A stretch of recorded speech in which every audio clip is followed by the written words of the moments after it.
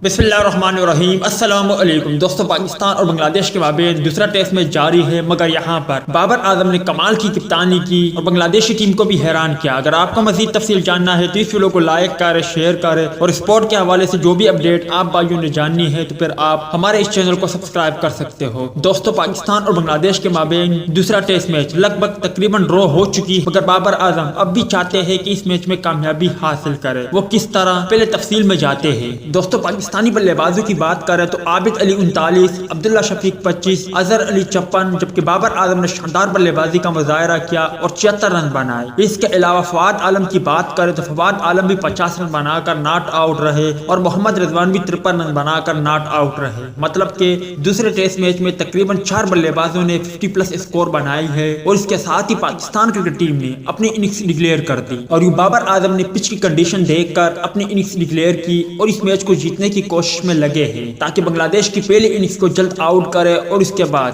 جارحانہ بلے بازی کا مظاہرہ کرے اور بنگلہ دیش کو ایک ایسا ٹوٹل دے جو بنگلہ دیش کے لیے بنانا مشکل ہو، اور پھر دوسری اننگز میں بنگلہ دیشی بلے بازوں کو جلد آؤٹ کر کے اس میچ میں فتح حاصل کرے۔ یقینی طور پر بابر اعظم کی کپتانی کی چرچے اب پڑوس میں بھی پہنچ چکے ہیں، کیونکہ بابر اعظم بہت ہی دلیری کا مظاہرہ کرتے ہیں اور بہت ہی کمال کی کپتانی کر رہے ہیں۔ آپ بابر اعظم کی کپتانی کے بارے میں کیا کہیں گے اور اس میچ کا نتیجہ کیا ہوگا؟ اس حوالے سے کمنٹ سیکشن آپ کے کمنٹس کا منتظر رہے گا۔